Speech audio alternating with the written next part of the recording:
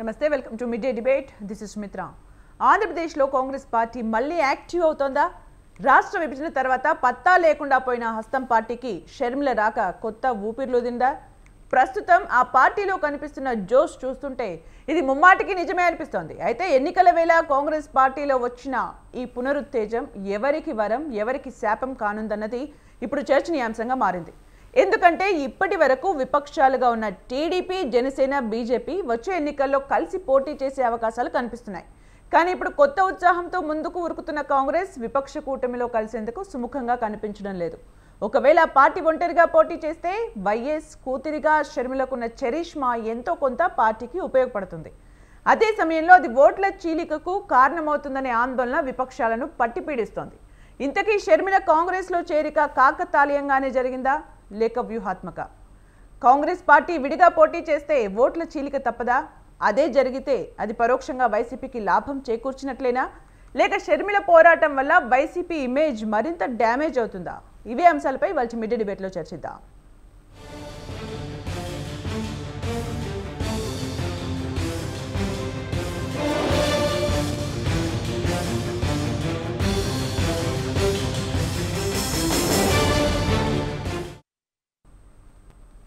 Okay, ఈ అంశంపై చర్చించడానికి మనతో పాటు జూమ్లో యాడ్ అవుతున్నారు ఏపీసీసీ రాష్ట్ర మీడియా చైర్మన్ డాక్టర్ తులసిరెడ్డి గారు. నమస్కారం అండి తులసిరెడ్డి గారు. నమస్తే అండి. అంటే షర్మిల కాంగ్రెస్లో చేరిన తర్వాత, షర్మిల ఒకసారి ప్రచారం స్టార్ట్ చేసిన తర్వాత, జగన్ గురించి మాట్లాడుతున్న తర్వాత కాంగ్రెస్ పార్టీలో అసలు ఎలాంటి జోష్ కనిపిస్తోంది? బిఫోర్ షర్మిల, ఆఫ్టర్ షర్మిల మీరు గమనించిన పాయింట్స్.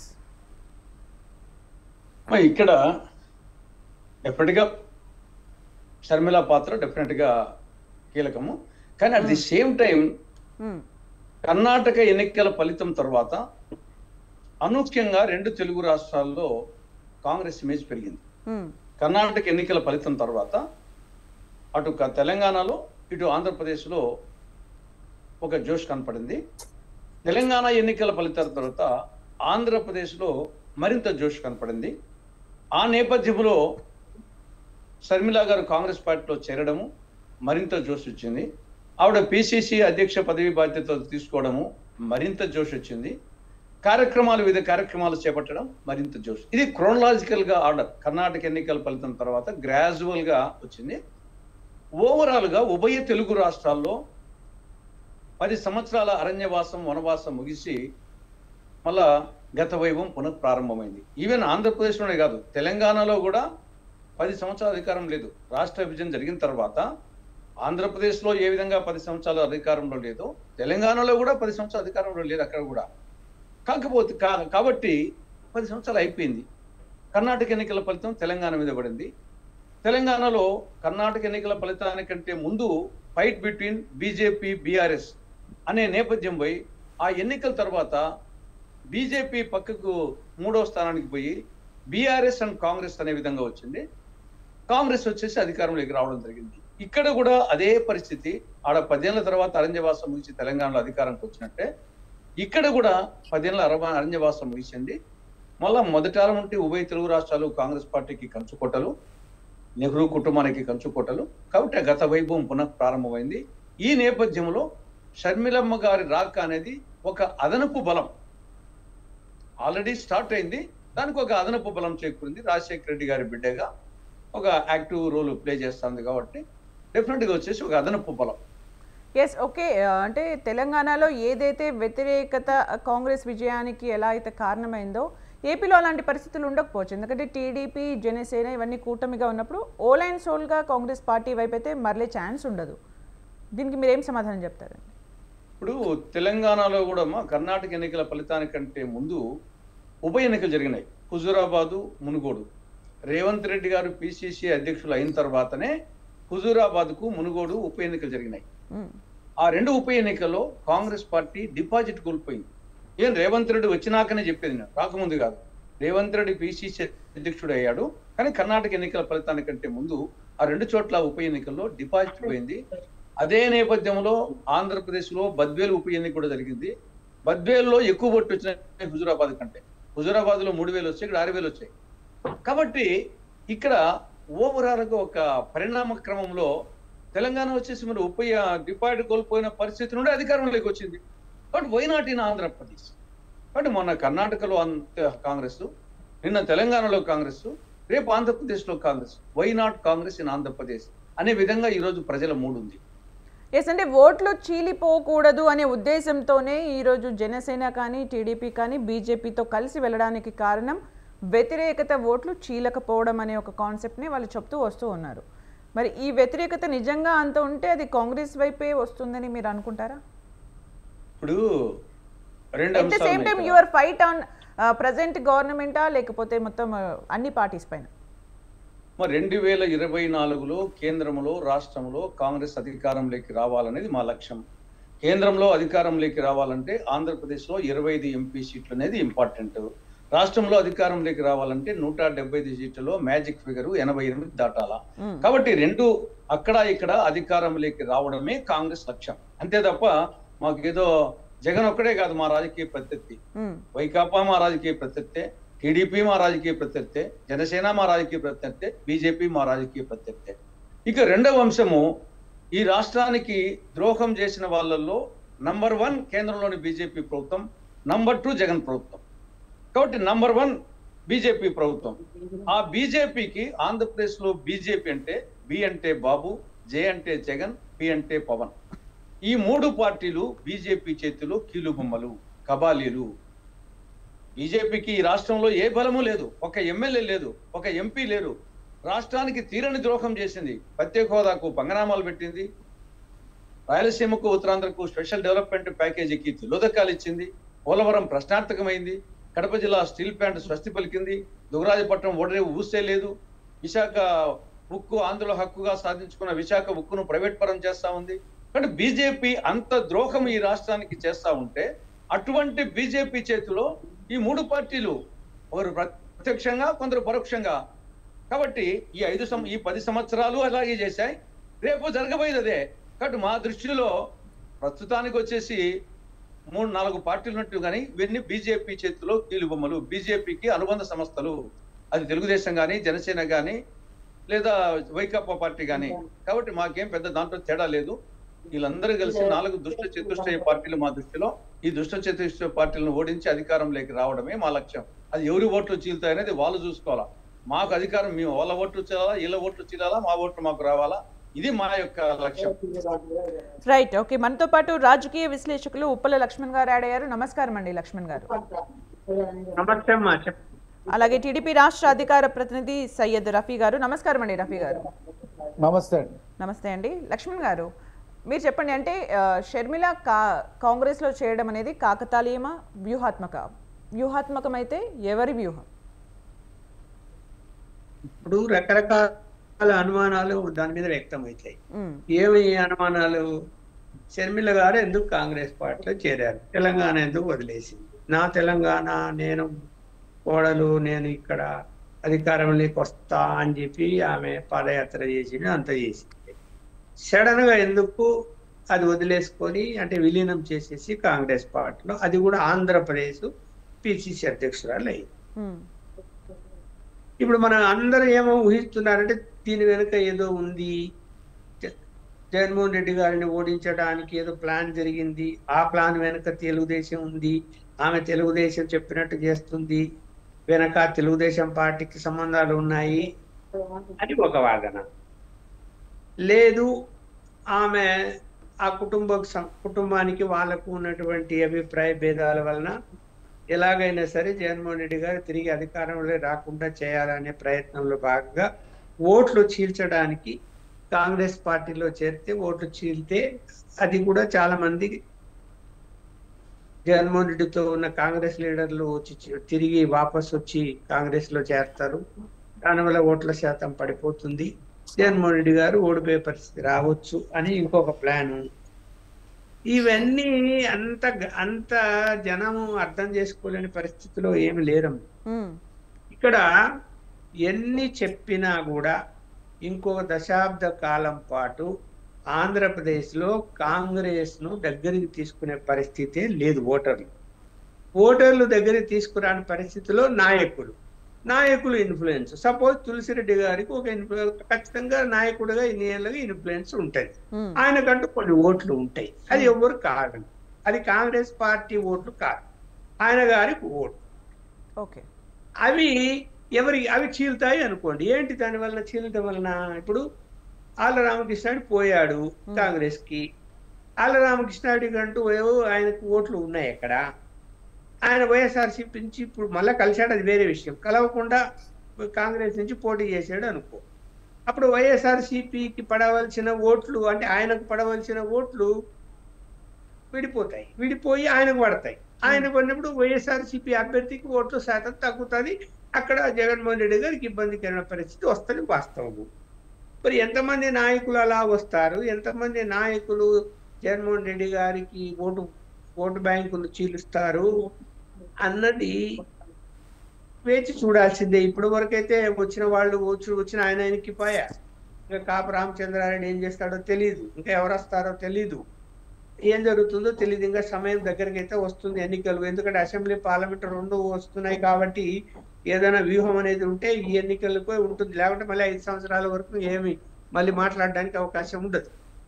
ఇప్పుడు ఆమె వచ్చినంత మాత్రాన ఉవ్వెత్తున జనం ఏదో వచ్చేసి రాజశేఖర గారి కూతురు కాంగ్రెస్ పార్టీకి ఓట్లేద్దాము అనే ఆలోచనకి రారమ్మా చాలా. ఎందుకంటే కాంగ్రెస్ రాష్ట్రం విడగొట్టారు అన్న దాని మీద చాలా కోపంతో బీజేపీ కాంగ్రెస్ మీద ఆంధ్రప్రదేశ్ ప్రజలు మట్టి కనిపించారు 2 ఎలక్షన్స్లో కూడా.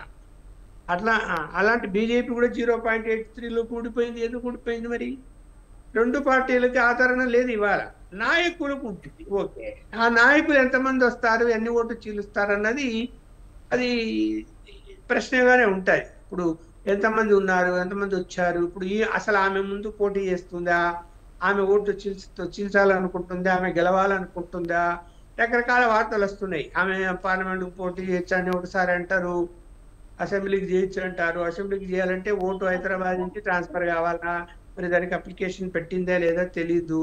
పార్లమెంట్ కంటే అవసరం లేదు, ఎక్కడ ఓటు ఉన్నా కూడా ఎక్కడైనా పోటీ చేసుకోవచ్చు. కానీ అసెంబ్లీ కంటే ఖచ్చితంగా ఓటు ట్రాన్స్ఫర్ కావాలి.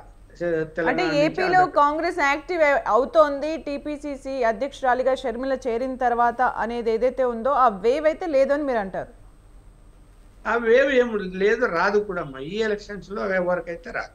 తర్వాత పరిస్థితులు ఎలా ఉంటాయి, దేశకాలమాన పరిస్థితులు ఎలా ఉంటాయి, ఈ బీజేపీ 3వసారి అధికారంలోకి వచ్చిన తర్వాత వాళ్ళ ఫెయిల్యూర్స్ ఏముంటాయి అన్నది 2029 నాటి పరిస్థితులు ఎలా ఉంటాయి అంటే కొంత అనుకూలమైన వాతావరణం జాతీయ స్థాయిలో అప్పటికేమైనా వస్తుందేమో, ఇప్పుడైతే లేదు అనేది అన్ని సర్వేలు అయ్యే చెప్తున్నాయి. అంటే దేశవ్యాప్తంగా కూడా. అసలు ఆంధ్రప్రదేశ్లో అయితే ఇంకా ఏమి పరిస్థితి ఏమాత్రం అనుకూలంగా కాంగ్రెస్ పార్టీకి అయితే లేదు. ఎందుకు? 2 ప్రాంతీయ పార్టీలు అలా ఉన్నాయి. మళ్ళీ 3వ ప్రాంతీయ పార్టీ జనసేన వచ్చింది. ఇలా కాదని కాంగ్రెస్ పార్టీకి ఓట్లు వేసే పరిస్థితులు, వాతావరణం మనకు కనిపించడం లేదు ఆంధ్రప్రదేశ్లో. Right, okay. రఫీ గారు మీరు మాట్లాడండి. అంటే నిజంగా జగన్ పాలన పైన వ్యతిరేకత ఉంటే ఆ వ్యతిరేక ఓట్లు చీలకూడదు అనే ఒక పొత్తులో టీడీపీ వెళ్తోంది, జనసేన వెళ్తోంది, బీజేపీతో కలిసి వెళ్తోంది అనే వార్తలకి ఇప్పుడు నిజంగా షర్మిల వల్ల ఓట్లు చీలితే అది మీకు ఎఫెక్ట్ అవుతుంది అనుకుంటున్నారా, వైసీపీకి ఎఫెక్ట్ అవుతుంది అనుకుంటున్నారా? నమస్కారం మేడం, మీకు అలాగే తులసిరెడ్డి గారికి, లక్ష్మణ్ గారికి, అలాగే స్వతంత్ర టీవీ వీక్షకులందరికీ కూడా నమస్కారం. మేడం, ఇప్పుడు తులసిరెడ్డి గారు ఆయన వాదన ఆయన చెప్పారు, లక్ష్మణ్ గారు రాజకీయ పరిస్థితులను విశ్లేషించారు. నేనేం చెప్తానంటే ఈ 4 సంవత్సరాల 10 నెలల నుంచి తెలుగుదేశం పార్టీ ఏదైతే పోరాటాలు చేసిందో, ఏ అంశాల మీదైతే జగన్మోహన్ రెడ్డి ప్రభుత్వాన్ని నిలదీసిందో అయ్యే అంశాలు షర్మిల మాట్లాడతాం. అంతకుముందు కాంగ్రెస్ మాట్లాడలేదంటే మాట్లాడింది. షర్మిల పిసిసి పగ్గాలు చేపట్టిన తర్వాత ఒక రకమైనటువంటి ఇమేజ్ కాంగ్రెస్ పార్టీకి రాష్ట్రంలో వచ్చింది, దాంట్లో కాదంటం లేదు. మీడియా ఆమె వెంబట పడతా ఉందంటే ఆమెకు ప్రజల్లో ఆ రకమైనటువంటి గ్లామర్ ఉంది కాబట్టి మీడియా కూడా కవర్ చేయడానికి ప్రయత్నం చేస్తుంది. మీడియా కవర్ చేయడం వల్ల గ్లామర్ పెరుగుతుంది, గ్లామర్ ఉంటే కానీ మీడియా చేయదు.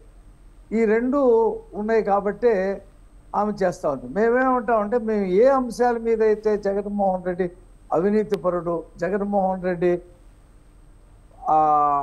అసమర్థుడు, జగన్మోహన్ రెడ్డి నియంత, జగన్మోహన్ రెడ్డి పరిపాలన చేతగాక ఈ రాష్ట్రాన్ని నాశనం చేశాడు, పోలీసు వ్యవస్థని వాడుకొని ఇక్కడ ప్రతిపక్షాల నోరు నొక్కేస్తూ ఉన్నాడు, రాష్ట్రంలో స్వేచ్ఛ లేకుండా చేశాడు అనేటువంటి ఏ అంశాల మీద అయితే మేము చెప్తా ఉన్నామో అయ్యే అంశాలు షర్మిల కూడా చెప్తా ఉంది. అవి కూడా ప్రజల్లోకి బాగా వెళ్తాయి. ఎందుకు, ఏ ప్రాతిపదికనైతే జగన్మోహన్ రెడ్డిని నాయకుడిగా నమ్మి ప్రజలు ముఖ్యమంత్రి చేశారు, ఏ ప్రాతిపదిక, రాజశేఖర రెడ్డి కొడుకని. రాజశేఖర రెడ్డి కొడుకు కాబట్టి షర్మిల ఆ రోజున వైఎస్ఆర్సీపీకి పాదయాత్ర చేసి ప్రచారం చేసింది. తన అన్న జైల్లో ఉంటే నేను జగనన్న వదిలిన బాణం అంది. ఆమె ఊరు వాడ తిరిగి ఆమె తల్లి ఊరు వాడ తిరిగి జగన్మోహన్ రెడ్డిని అధికారంలో తీసుకురావడానికి సాయశక్తుల కృషి చేశారు. ఆ తర్వాత జగన్మోహన్ రెడ్డి తల్లికి ఉన్నటువంటి పదవిని తీసేశాడు.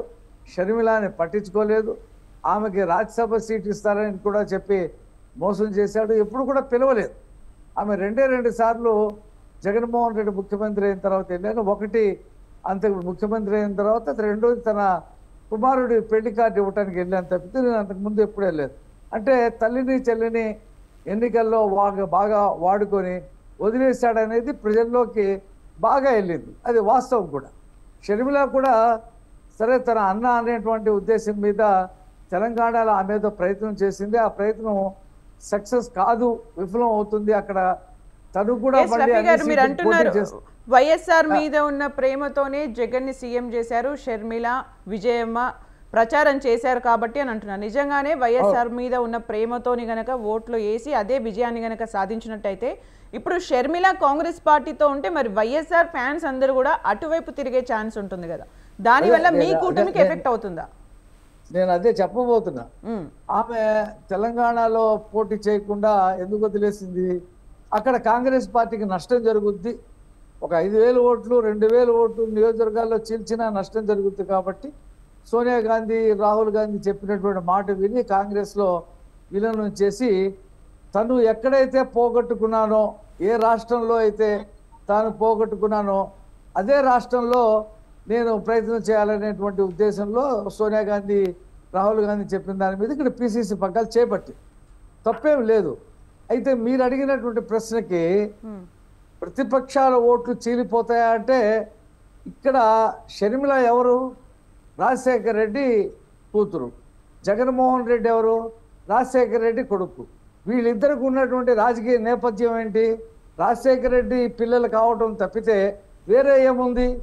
ఏ రాజశేఖర రెడ్డి లెగసీని వాడుకొని జగన్మోహన్ రెడ్డి ముఖ్యమంత్రి అయ్యాడో అదే లెగసీని వాడుకొని షర్మిల ఇవాళ పోరాటం చేస్తూ ఉంది. ఆమె చేస్తున్నటువంటి వాళ్ళు ఆమెను అరెస్ట్ చేశారు, ఆమెను చాలా ఇబ్బందులు పెట్టారు. రాత్రి అంతా కూడా ఆమె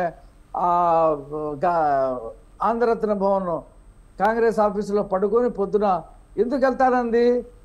యువకులకి, నిరుద్యోగులకి మెగా డిఎస్సి పేరు మీద అన్యాయం చేశాడు, దాని మీద ప్రశ్నించడానికి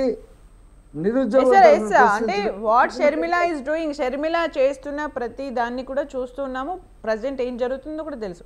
అంటే coming to the political accept లో చూస్తే మీకు ప్లస్ అవుతుందా మైనస్ అవుతుందా? అదే ఏమంటానంటే ఆమె రాజకీయ నేపథ్యమే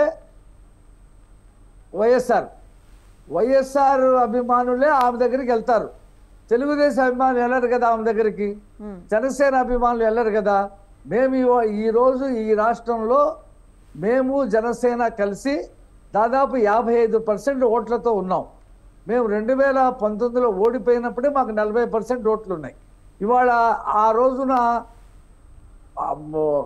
తటస్థంగా ఉండేటువంటి ఓటర్లు ఒక 20% ఉంటే 15% జగన్మోహన్ రెడ్డి వైపు ఒక ఛాన్స్ ఇస్తామని చెప్పేసి 14లో ఇవ్వలేదు. రాజశేఖర రెడ్డి కుమారుడు నేను వస్తే ఏదో ఇచ్చేస్తానని చెప్పేసి వాగ్దానాలు చేస్తున్నాడని చెప్పేసి ఒక తటస్థ ఓటర్లు ఒక 15% ఆయనకు ఓటేశారు.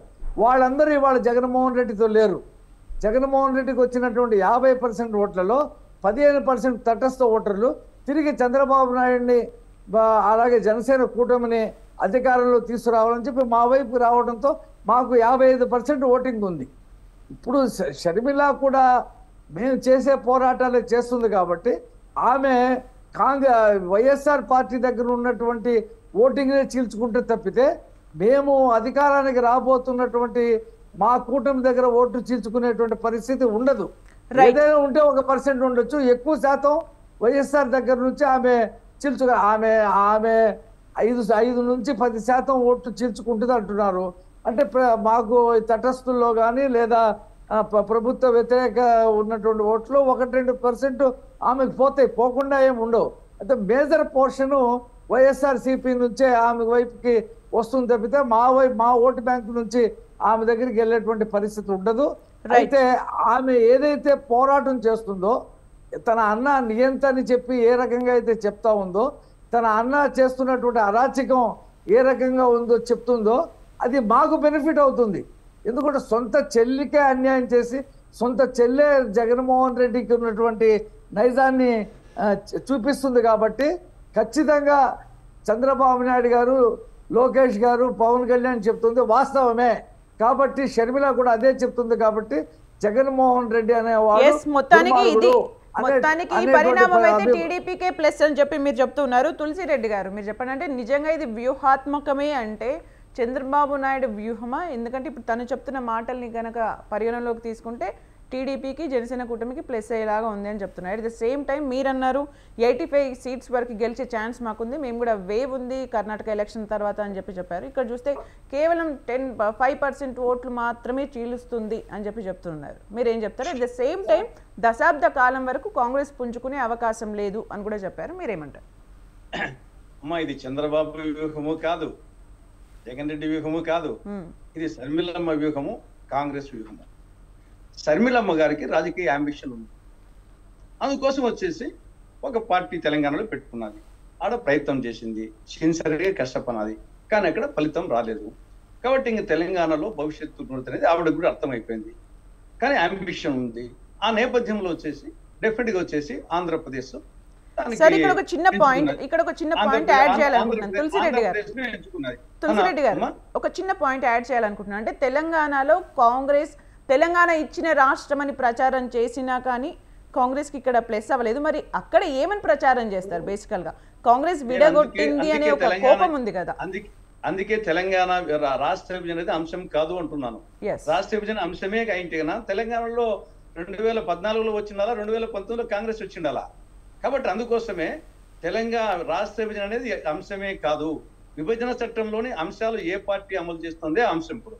కాబట్టి ఇక్కడ షర్మిల గారికి తెలంగాణ పొలిటికల్ భవిష్యత్తు ఉండదనే నిర్ణయానికి వచ్చిన తర్వాత ఆంధ్రప్రదేశ్లో తన భవిష్యత్తును తెలుసుకోవాలనుకున్నది.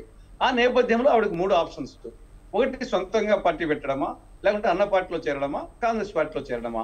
ఈ 3 దాంట్లో తెలంగాణలో చూసిన తర్వాత ఇక్కడ సొంత పార్టీ పెట్టుకోవడం అంత శ్రేయోదాయకం కాదని అర్థమైపోయింది. జగన్మోహన్ రెడ్డికి ఆవిడకు తీరు వైరం కాబట్టి దాంట్లోకి పోయే పరిస్థితి లేదు. ఆ నేపథ్యంలో కాంగ్రెస్ పార్టీ వాళ్ళ నాయన కాంగ్రెస్ పార్టీ ప్రోడక్ట్ కాబట్టి ఆ నేపథ్యం జాతీయ పార్టీ కాబట్టి ఆవిడ వచ్చేసి కాంగ్రెస్ పార్టీని ఎంచుకున్నది. ఈ నేపథ్యంలో కాంగ్రెస్ పార్టీ ఏం చేసిందంటే కర్ణాటక ఎన్నికల ఫలితం తర్వాత అధిష్టానానికి ఒక పిలిపించింది.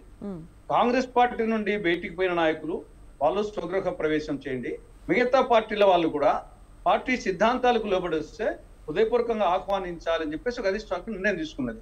ఆ నేపథ్యంలో వచ్చేసి షర్మిలమ్మ గారు కాంగ్రెస్ పార్టీలో చేరడము, కాంగ్రెస్ వచ్చేసి అనేక కోణాల్లో ఆలోచించేసి ఆవిడకు పిసిసి అధ్యక్ష బాధ్యత ఇవ్వడం జరిగింది. యాక్చువల్ గా గతంలో 2 సార్లు నన్ను పిసిసి అధ్యక్ష పదవి తీసుకోమని చెప్పారు. శైలినాథ్ ఎప్పుడు, రుద్రరాజు ఎప్పుడు. నేనే వచ్చేసి నాకున్న మెరిట్స్ డిమెరిట్స్ దృష్టిలో పెట్టుకొని నాకు ఆర్థిక స్తోమత లేదని చెప్పేసి నేనే వద్దన్నాను. పిసిసి అధ్యక్ష పదవి శైలినాథ్కి ఇచ్చినప్పుడు, రుద్రరాజుకి ఇచ్చినప్పుడు నేనే వద్దన్నాను. కాబట్టి వివిధ కోణాల్లో ఆలోచించి ఆవిడ పిసిసి అధ్యక్ష బాధ్యతలు ఇచ్చారు. కానీ ఒక టీం వర్క్. ఆవిడ ఒకటేనే కాదు, ఇప్పుడు గతంలో డిఎస్ వైఎస్ 2004లో వచ్చేసి 2009లో వైఎస్ పిసిసి అధ్యక్షులు కాదు, డిఎస్ పిసిసి అధ్యక్షులు. కాబట్టి అది ఒక టీం వర్క్. అదేవిధంగా ఇప్పుడు మల్లికార్జున ఖర్గే గారు ఏఐసిసి అధ్యక్షులు, రాహుల్ గాంధీ గారు భారత్ జోడో న్యాయం చేస్తున్నారు. అంటే ఏఐసిసి అధ్యక్షులు మల్లికార్జున ఖర్గే అయితే మాత్రాన రాహుల్ గాంధీ విలువ తగ్గిపోతున్నారా? అదే విధంగా డిఎస్ వైఎస్ కాంబినేషన్. కాబట్టి మేము అందరము సీనియర్స్ ఉన్నాము. ఆవిడ వివిధ కోణాలు ఆలోచించేసి ఆవిడకి వచ్చేసి పిసిసి అధ్యక్ష బాధ్యతలు ఇచ్చారు. ఒక క్రికెట్ టీం ఉంది, టీంలో వచ్చేసి గెలవాలంటే ఒకసారి బౌలర్ గెలిపిస్తాడు, ఒకసారి బ్యాట్స్మెన్ గెలిపిస్తాడు, ఒకసారి దాని టీం లీడర్ గెలిపిస్తారు. కాబట్టి ఇది ఒక టీం వర్క్. కాబట్టి మొత్తము ఇంకా శర్మిల రాకుంటే పార్టీని లేదు అనే యాంగిల్ కరెక్ట్ కాదు. కర్ణాటక ఎన్నికల ఫలితం తర్వాత, తెలంగాణలో ఎన్నికల ఫలితం తర్వాత ఒక అనూహ్యమైనటువంటి ఊపు వచ్చింది. ఆ నేపథ్యంలో వచ్చేసి ఇది ఉభయతారకంగా శర్మిలకు రాజకీయంగా ఉపయోగపడుతుంది, కాంగ్రెస్ పార్టీకి ఉపయోగపడుతుంది. ఇది ఒక ఉభయతారకము. ఇక రెండవది, ఏదో వైఎస్ఆర్ లేకుంటే కాంగ్రెస్ లేదు అనేది కూడా కరెక్ట్ కాదు. వైఎస్ఆర్ వచ్చేసి ఆయన పిసిసి అధ్యక్షుడు ఉన్నప్పుడు 2 సార్లు కాంగ్రెస్ పార్టీ ఆంధ్రప్రదేశ్ లో ఓడిపోయింది. వీరు కడప జిల్లాలో కూడా తక్కువ సీట్లు వచ్చినాయి కాంగ్రెస్ లో ఆయన పిసిసి అధ్యక్షుడిగా ఉన్నప్పుడు. కాబట్టి ఏదో వైఎస్ గొప్ప లీడరు, కానీ కాంగ్రెస్ లో ఒక పార్ట్ అండ్ పార్సల్ అంతే తప్పనిచ్చేసి కాంగ్రెస్ పార్టీ కంటే అబవ్ కాదు వైఎస్ఆర్.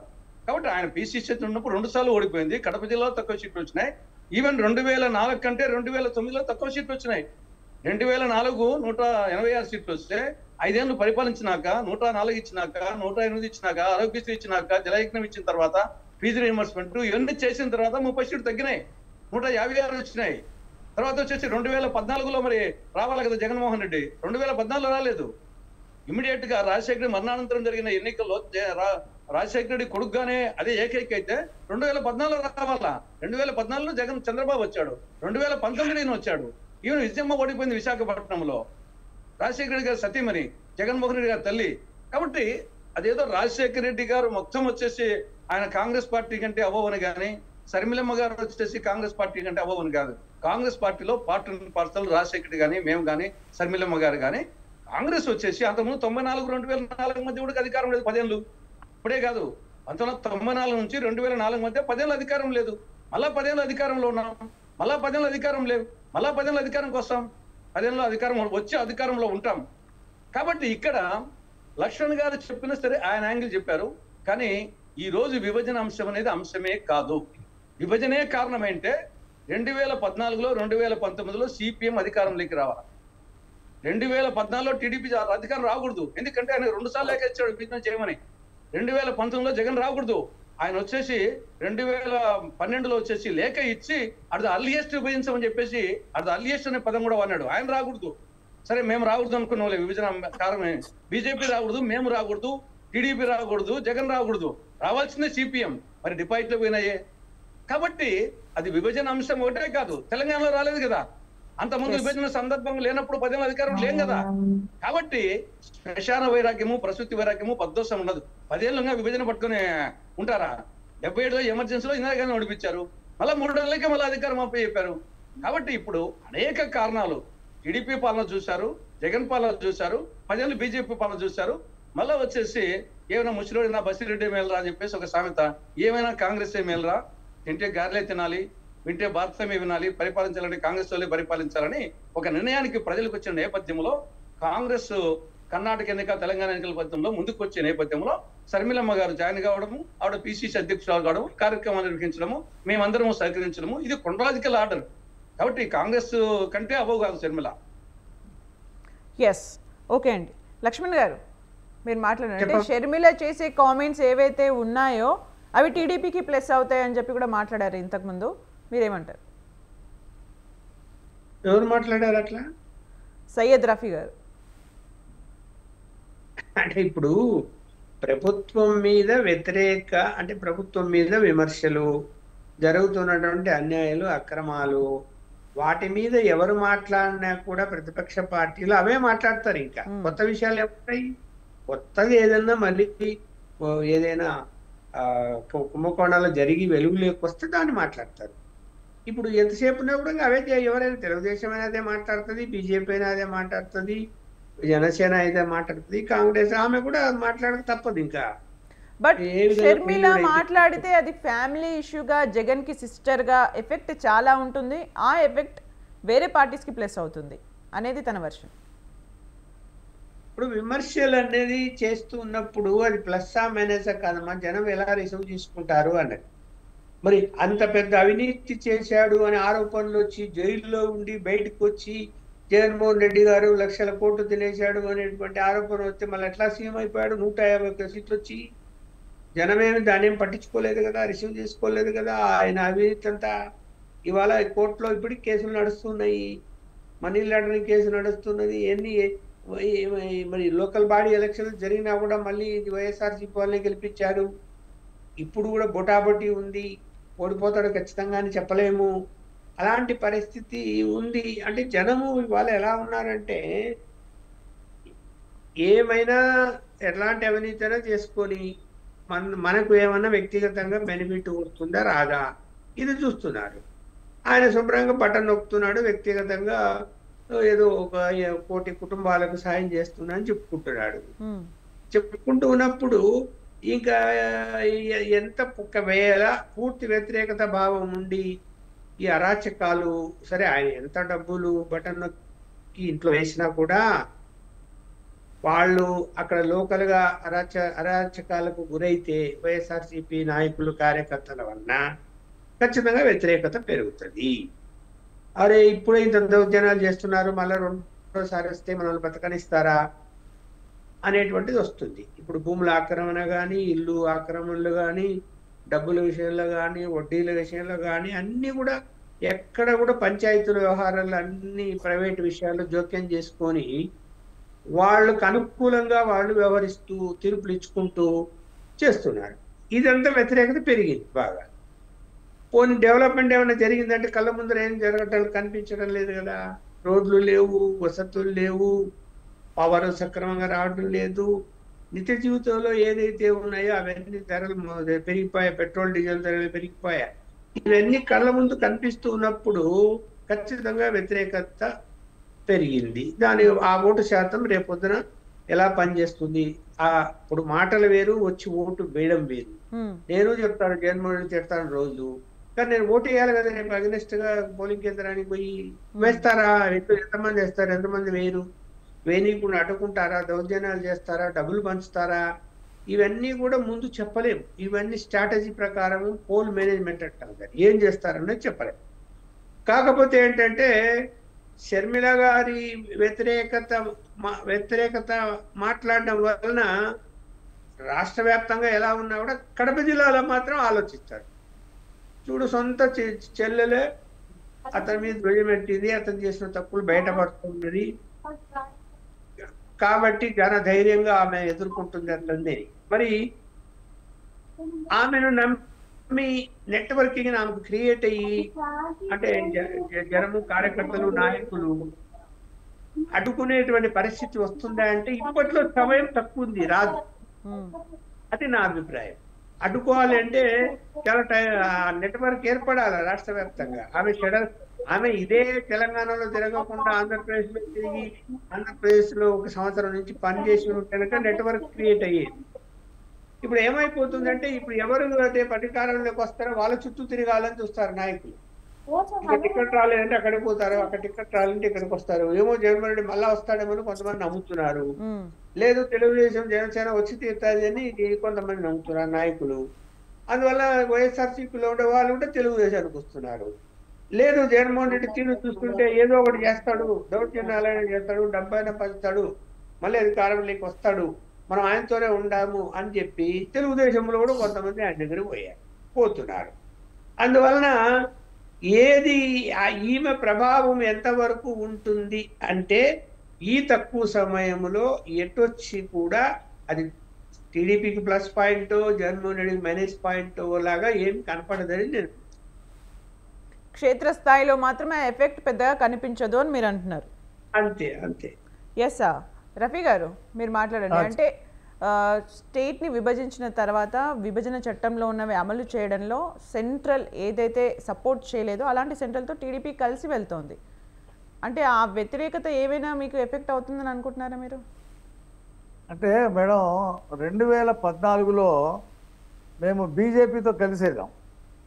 బీజేపీకి 2 పార్లమెంట్ సీట్లు, 4 అసెంబ్లీ సీట్లు వచ్చినాయి మాతో పొత్తుండటం వల్ల. ఆ రోజున స్టేట్ని విభజించడంలో బీజేపీ పాత్ర ఎంత ఉందో ప్రజలకు కూడా తెలుసు.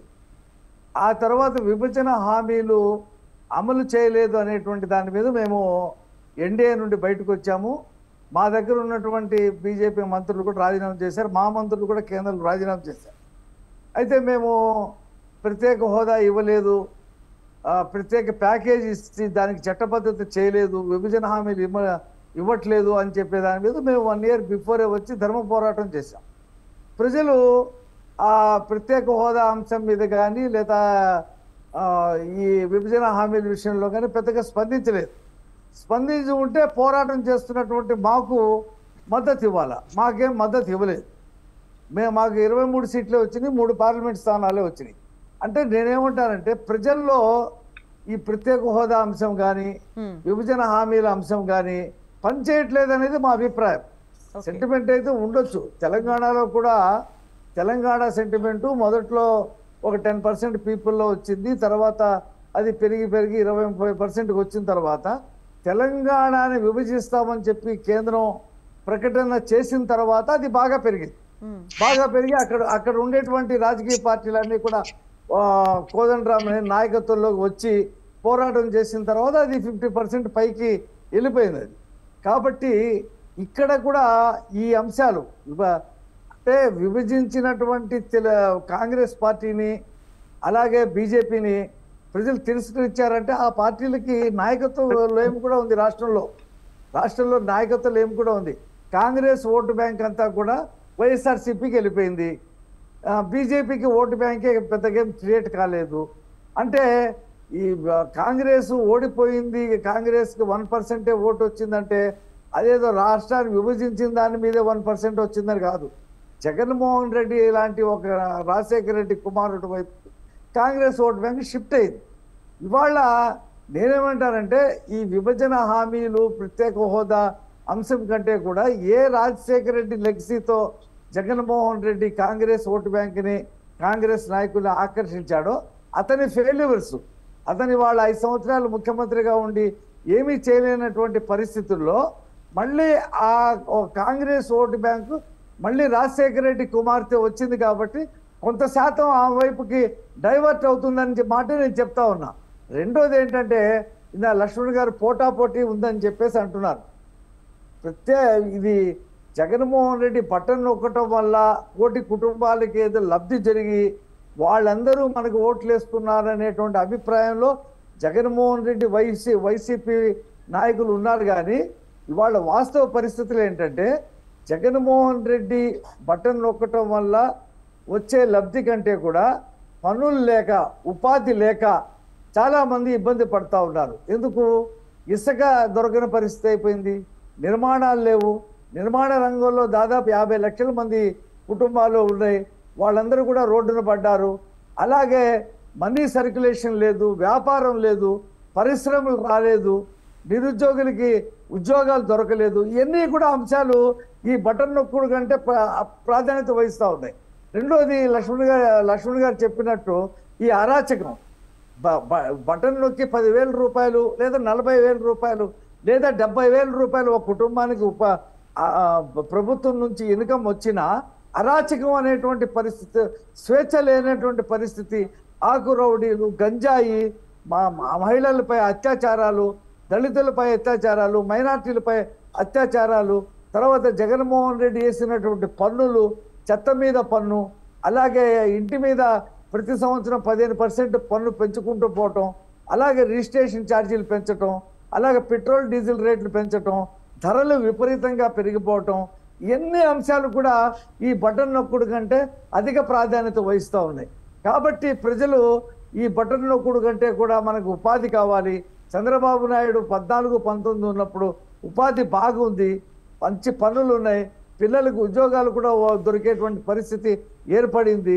ఇవాళ ఉద్యోగాలు లేవు. కనీసం 5 రూపాయలు పెట్టి తినేటువంటి అన్న క్యాంటీన్ కూడా రద్దు చేసేసాడు. పిల్లలకి ఇచ్చేటువంటి 2,000 రూపాయలు నిరుద్యోగ భృతి కూడా రద్దు చేసేసాడు. ఇతను చేసేది ఏంటి?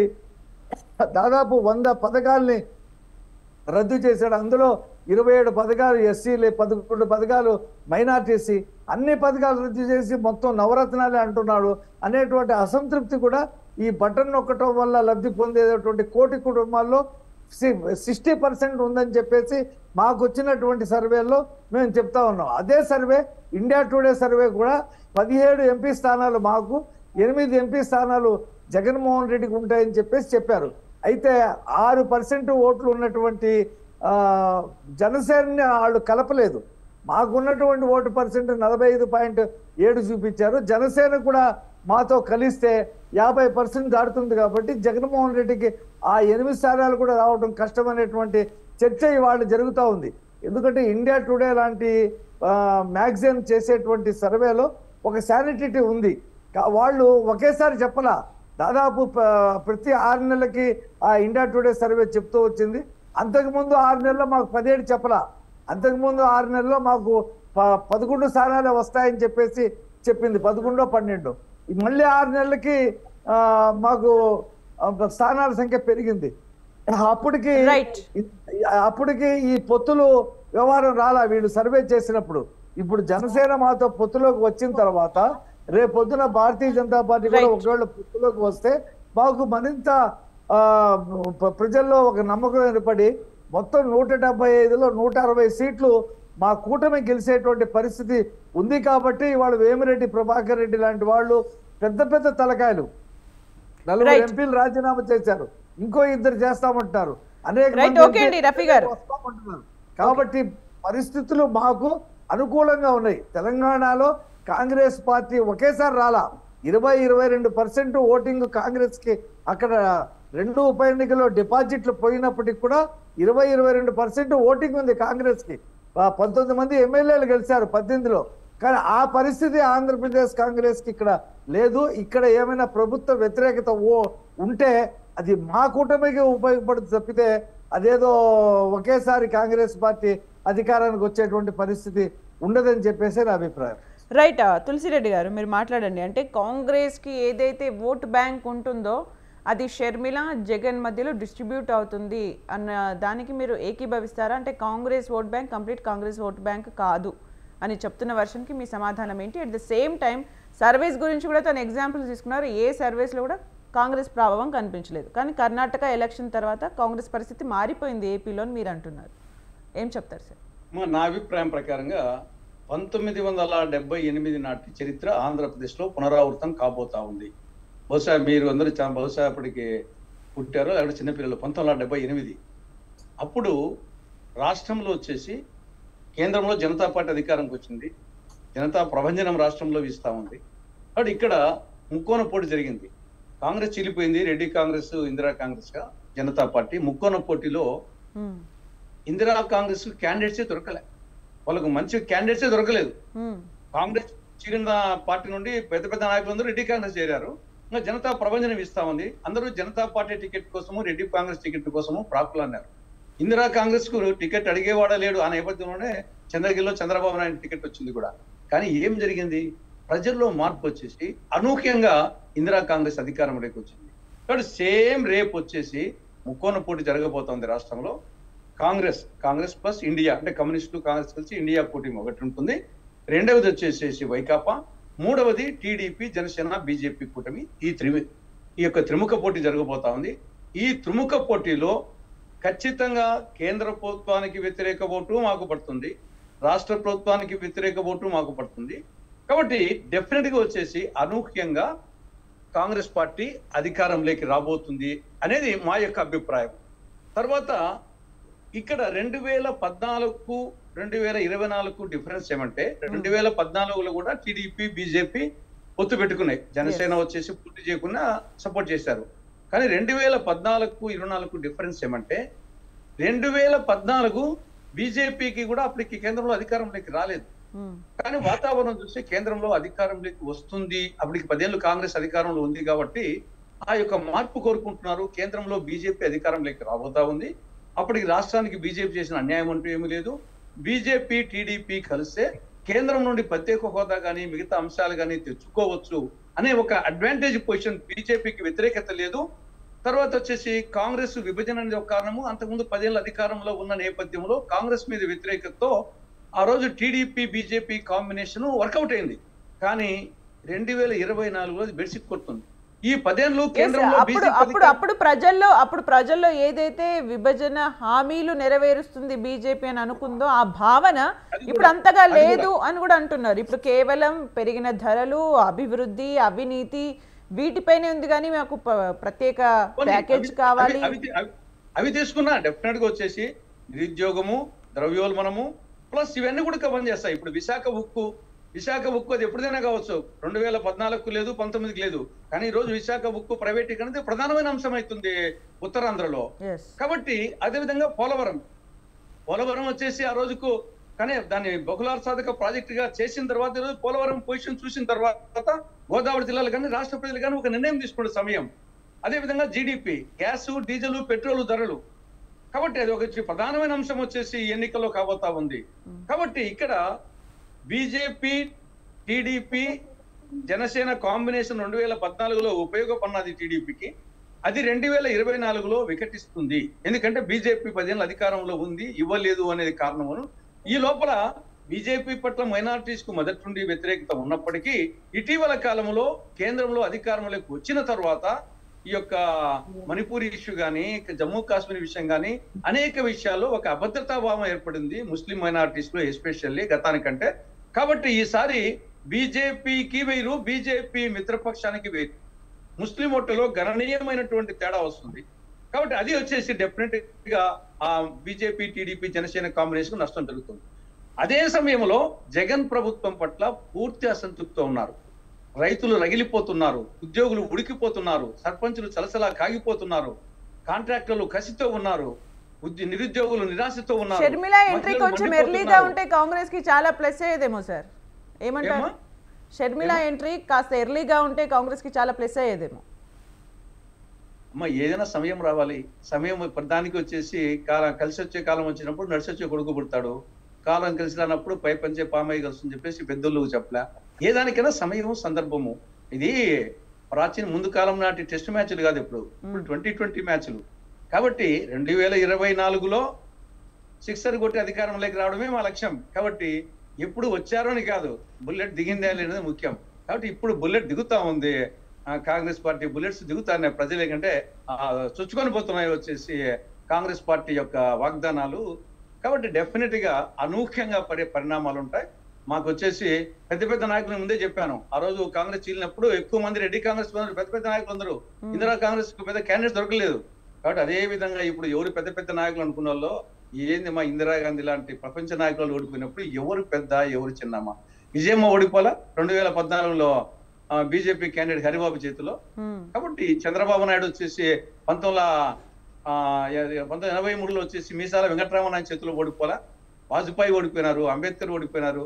కాలం ప్రజలు అనుకుంటే చిన్న మార్పు ఒక చిన్న ఐడియాతో బండ్లు బోడలు బండ్లు అవుతాయి. కాబట్టి అదేదో గ్రాజువల్ గా 1% నుండి 2%, 2% నుండి 5%, 5 నుండి 15% ఇట్లా ఉండదు రాజకీయాల్లో. మిటేషన్స్ ఒకసారి ఎన్టీ రామారావు స్టాటిస్టిక్స్ అన్ని కూడా మార్చే సత్తా ప్రజలకు ఉంటుంది, వాళ్ళ ఎలక్షన్ రోజు చూపిస్తూ ఉంటారు. మనకు అనేక ఎగ్జాంపుల్ కమ్మా. 1983లో ఎన్టీఆర్కి ఏమన్నా ఒక ఎమ్మెల్యే ఉన్నారా? ఉన్నట్టు అధికారంకి వచ్చారు. కాబట్టి 2014లో ఓడిపోయిన జగన్ 2019లో అది ట్రాక్ రికార్డు ఉందా? ఏముంది? 151 సీట్లు. అది ఎవరన్నా ఊహించారా? వచ్చేసి అతనికి ఆ విధంగా రావాల్సిన పరిస్థితి ఉందా? ఏం పరిపాలన చేసేమన్నా చేశాడా? లేకుంటే పెద్ద నీతివంతులు అని చెప్పేసి ఏముంది? జైలుకు పోయి 16 నెలల నుంచి వ్యక్తికి 151 సీట్లు ఇచ్చారంటే ఏం ప్రజలు వచ్చేసి అనుకుంటే ఒకసారి అనూహ్యమైన ఫలితాలు వస్తాయి. రేపు అదే ఫలితాలు వచ్చేసి కాంగ్రెస్ పార్టీకి రాబోతున్నాయి. రైట్, లక్ష్మణ్ గారు మీరు మాట్లాడండి. అంటే నిజంగా ఇప్పుడు టీడీపీ బీజేపీతో కలిసి వెళ్తున్నప్పటికీ కూడా విశాఖ ఉక్కు ప్రైవేటీకరణ, పోలవరం ఇలాంటి కొన్ని అంశాలు బీజేపీ పైన వ్యతిరేకంగా ఉన్న ప్రజలు, ఏపీ ప్రజలు వాళ్ళు నిజంగా టీడీపీకి ఈ కూటమికి సపోర్ట్ చేసే పరిస్థితులు ఉన్నాయి. At the same time A political equations ఎలా ఉన్నా కానీ ప్రజల మైండ్ సెట్ అనేది డిసైడ్ చేస్తుంది ఎవ్రీథింగ్. ప్రజల మైండ్ సెట్ ఎలా ఉంది? ప్రజలు ఎప్పుడు కూడా ప్రస్తుత ప్రభుత్వం మీద వ్యతిరేకత ఉంటే అది ఏ రాష్ట్రాల్లో కానీ కేంద్రంలో కానీ ఆల్టర్నేటివ్ చూస్తారు. అంటే నెక్స్ట్ ఎవరిని గెలిపించాలి, ఎవరు గెలిచే అవకాశం ఉంది. ఇక్కడ పక్కన జరిగిన తెలంగాణలోనే మనం చూసాం, బీజేపీ హవా బాగున్నప్పటికీ కూడా తీరా పోలింగ్ దగ్గరకు వచ్చిన తర్వాత జనం ఏం ఆలోచించారు? ఎట్టి పరిస్థితుల్లో కేసీఆర్ను ఓడించాలంటే గెలిచే పార్టీ వేయాలి. బీజేపీ గెలిచే అవకాశాలు కనపడడం లేదు. కాబట్టి ఏం చేశారు? బీజేపీకి పడవలసిన ఓట్లు కూడా కాంగ్రెస్ పార్టీకి పడ్డాయి. కాంగ్రెస్ పార్టీ 64 ఒక 4 సీట్లు ఎక్కుతూ గెలిచేసింది, అధికారంలోకి వచ్చేసింది. అలా ఉంటుంది ఓటర్స్ మైండ్. ఇప్పుడు ఆల్టర్నేట్ ఎవరు ఆంధ్రప్రదేశ్ ఇప్పుడు మనం ఆలోచిస్తున్నాం. ఆల్టర్నేట్ ఎవరు? జగన్మోహన్ రెడ్డికి వ్యతిరేక ఓటు వేయాల్సిన వాళ్ళందరూ కూడా ఆల్టర్నేట్ చూస్తారు కదా. చూసినప్పుడు ఏమైపోతుంది, జనసేన తెలుగుదేశమే బెటరు అనుకుంటే వాళ్ళకే ఓట్లు పడతాయి. లేదు మిత్రుడు చాలా ఉత్సాహంగా చెప్తాడు కాబట్టి తులసిరెడ్డి గారు పోటీ మాకే ఉంటది, మీరు అప్పుడేదో ఉదాహరణలు అని చెప్పి అలా అనుకుంటే ఆల్టర్నేట్ కాంగ్రెస్ అనుకుంటే పులోమని కాంగ్రెస్ కు ఓట్లు వేయాలా, అంతే కదా జరగబోయేది. ఇప్పుడు సరే బీజేపీ పాత్ర ఏది ఇప్పుడు అక్కడ, అది కదా మెయిన్ ఇప్పుడు మనం చర్చించుకోవాలి. ఇప్పుడు జనసేన తెలుగుదేశం క్లారిటీ ఓకే, జనం మైండ్ ఫిక్స్ అయింది ఆల్టర్నేట్ ఎవరు అని. అక్కడ బీజేపీ చేరితే వీళ్ళకి నష్టమా లాభమా? ఇందాక మీరు అన్నట్టు ఏమిటి, పోలవరంలో ఏమైపోయింది, విశాఖ ఉప్పు ఏమైంది, జోన్ ఏమైంది, ఇది బీజేపీ ఏం చేయలేకపోయింది కదా అనే అసంతృప్తి ఉంది అని అనుకుంటున్నారు.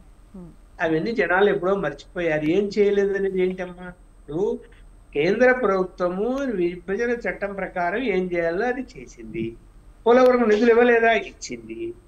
లాస్ట్ మూమెంట్ లో నిధులు డైవర్ట్ చేసుకున్నారు, కట్టలేకపోయారు, టైం అయిపోయింది, సరే డయాఫ్రమ్ వాళ్ళు అలా అయిపోయింది. అది జరిగిన ఆ పరిస్థితులకు కేంద్రానికి సంబంధం లేదు, కేంద్రం నిధులు ఇచ్చేంత వరకే.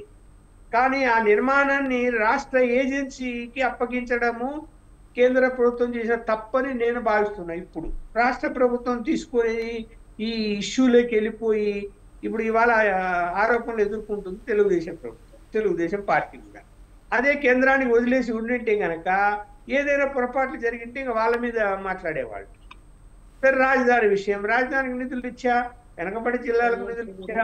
విశాఖ ఉక్కు ఫ్యాక్టరీ విషయంలో ఇప్పటికే ప్రైవేటీకరణ ఏం చేయలేదు. దాంట్లో కేవలం ఫైనాన్షియల్ మేనేజ్మెంట్ కోసం అందులో కొన్ని షేర్లు పిలిచారు, అది ఏదో జరిగింది తప్ప ఓవరాల్ గా వాళ్ళేమి ఆ పార్లమెంట్ లో క్వశ్చన్ అడిగినా కూడా వాళ్ళేమి అమ్మేస్తున్నట్టు ఏం చెప్పడం లేదు. ఆ ప్రాసెస్ ఎప్పుడు తెగుతుందో తెలియదు, అమ్ముతారో ఒకవేళ ఆపేస్తారో కూడా తెలియదు. ఇంకా వేరే ఏ పెద్దగా అంశాలు ఏమున్నాయి? జోన్ అంటే జోన్ శాంక్షన్ అయినా కూడా ప్రభుత్వం స్థలం ఇవ్వలేదు, జగన్మోహన్ రెడ్డి గారు సరిగా రియాక్ట్ కాలేదు. అనేక అంశాల్లో రాష్ట్ర ప్రభుత్వం రియాక్ట్ కాలే. కేంద్ర ప్రభుత్వం ఊరికే నిందలేసి ప్రయోజనం ఏమి లేదు ఇక్కడ. అయితే బీజేపీ కలిస్తే ఆర్థిక దుస్థితిలో ఉన్నటువంటి రాష్ట్రాన్ని కాపాడాలి అంటే రేపు కేంద్రంలో బీజేపీ అధికారంలోకి వస్తే దాని అవసరం ఎంతైనా ఉంది అని ప్రజలు కూడా భావిస్తున్నారు. తెలుగుదేశానికి అవసరం ఉంది, జనసేనకు తెలుగుదేశానికి. అరే వాళ్ళని వదిలేస్తే వాళ్ళు రేపొద్దున మళ్ళీ నిధులు కేటాయించే విషయంలో కానీ అనేక విషయాల్లో సహకరించకపోతే రాష్ట్రం ఎలా ముందుకు పోతుంది, రాజధాని వల్ల నిర్మాణం ఎలా పూర్తి అవుతుంది, ఇవన్నీ కూడా జనం ఆలోచిస్తే బీజేపీకి అంత వ్యతిరేకత ఏం లేదు. కాకపోతే బీజేపీకి తగిన నాయకులు లేరు, అభ్యర్థులు లేరు. 170 సీట్లలో వాళ్ళు ఇండిపెండెంట్ గా వెళ్తే అభ్యర్థులు లేరు, పార్లమెంటుకు సరైన అభ్యర్థులు లేరు, అది కొరత ఉంది అక్కడ. అయితే వీళ్ళతో కలిస్తే ఏమైపోతుంది, కనీసం వాళ్ళకు కొన్ని సీట్లైనా వస్తాయి ఒకటి. రెండోది వీళ్ళకు ప్రయోజనం ఏమంటే పోల్ మేనేజ్మెంట్. జగన్మోహన్ రెడ్డి గారు దౌర్జన్యకర విధానాలని అలాగే డబ్బులతో కొనేటువంటి అంశాలని కట్టడి చేయగల శక్తి ఎవరికి చెప్పండి? Yes, central election commission, central. Okay, right, that is the equation here. Okay sir, Rafi గారు కన్క్లూడ్ చేయండి. అదే ఇప్పుడు లక్ష్మణ్ గారు చాలా బాగా చెప్పారు. లక్ష్మణ్ గారు చెప్పిన దాంతో నేను ఏకీభవిస్తున్నా. కాకపోతే తులసిరెడ్డి గారు అయితే మాత్రం చాలా ఆశలు పెట్టుకుని ఉన్నారు. ఆయన 78 నాటి పరిస్థితులు చెప్పారు. 78లో కూడా ఇందిరాగాంధీ ఉంది ఆ రోజున. ఇందిరాగాంధీ నాయకత్వం, ఇందిరాగాంధీని హెరాస్ చేసినటువంటి పరిస్థితి. రఫీ గారు కన్క్లూడ్ చేసేయండి, 1 minute టైం. కాబట్టి 78లో ట్రయాంగులర్ ఫైట్లో కాంగ్రెస్ ఉంది కాబట్టి ఆ రోజున క్యాచ్ చేయగలిగింది. ఇవాళ ఇక్కడ షర్మిల వచ్చినంత మాత్రాన కాంగ్రెస్ ట్రయాంగిల్ ఫైట్లోకి రాలేదు, రాబోదు కూడాను. రెండోది ఏంటంటే లక్ష్మణ్ గారు చెప్పినట్టు ఎన్నికలకు ముందు మాకు సెంట్రల్ ఫోర్సెస్ వస్తే తప్పితే ఈ జగన్మోహన్ రెడ్డి దౌర్జన్యాలు, అరాచకాలు. ఇప్పటికే ఒక మంత్రి చెప్తా ఉన్నాడు, ధర్మాన ప్రసాద్, మీరు వాలంటీర్లు పోలింగ్ ఏజెంట్లుగా మారండి, ముసలివాళ్ళ ఓట్లు మనకేసి ముసలివాళ్ళ ఓట్లు మీరే తీసుకొచ్చేయండి, మనకు ఎవరైతే ఓట్లేరో వాళ్ళని ఓటింగ్ రాకుండా ఆపేయండి అని చెప్పేసి ధర్మాన క్లియర్ కట్గా మాట్లాడుతూ ఉన్నాడు. కాబట్టి ఈ అరాచకాలు ఇప్పటికే దొంగ ఓట్లు చేర్పించారు, దాన్ని మేము ఛాలెంజ్ చేస్తే కొంతమంది ఆఫీసర్లు, పోలీస్ ఆఫీసర్లు ఉద్యోగాల ఎస్ ఓకే రఫీ గారు, ఓకే రఫీ గారు, మీరు లక్ష్మణ్ గారు చెప్పేదాన్ని కంటిన్యూటీగా చెప్పేశారు. ఓకే అండి, తులసిరెడ్డి గారు ప్లీజ్ మీరు కన్క్లూడ్ చేయండి. కాదు ఒక మాట, ఎన్నికల అనంతరం కూడా జగన్మోహన్ రెడ్డి నాయకత్వంలో రాష్ట్రం చీలిపోయిన దానికంటే కూడా, రాష్ట్రం విడిపోయినప్పటి కంటే కూడా ఎక్కువ నష్టం జరిగింది. కాబట్టి కేంద్ర ప్రభుత్వ సహకారం లేదే అనేక అంశాల్లో రాష్ట్రాన్ని నిర్మించడం సాధ్యం కాదు. కాబట్టి మేము కేంద్ర సహకారం కోరుకుంటాం. కాబట్టి బీజేపీతో పొత్తు మేము వెల్కమ్ చేస్తామని చెప్పేసి చెప్తాం. రైట్, ఓకే అండి రఫీ గారు. తులసిరెడ్డి గారు కన్క్లూడ్ చేయండి, 1 minute. ఓకే అమ్మా, ఆంధ్రప్రదేశ్ లో కాంగ్రెస్ పార్టీకి అరణ్యవాసము వనవాసం ముగిసింది. మొన్న కర్ణాటకలో కాంగ్రెస్, నిన్న తెలంగాణలో కాంగ్రెస్, రేపు ఆంధ్రప్రదేశ్ లో కాంగ్రెస్. ఇది తథ్యం తథ్యం తథ్యం. Remaining comments, no comments. Right, okay అండి. తులసిరెడ్డి గారు థ్యాంక్ యూ అండి, లక్ష్మణ్ గారు థ్యాంక్ యూ అండి, రఫీ గారు థ్యాంక్ యూ అండి, మీ టైంని కేటాయించి డిబేట్లో పార్టిసిపేట్ చేసినందుకు. ఇది వాళ్ళ media debate. News updates coming up. Stay tuned.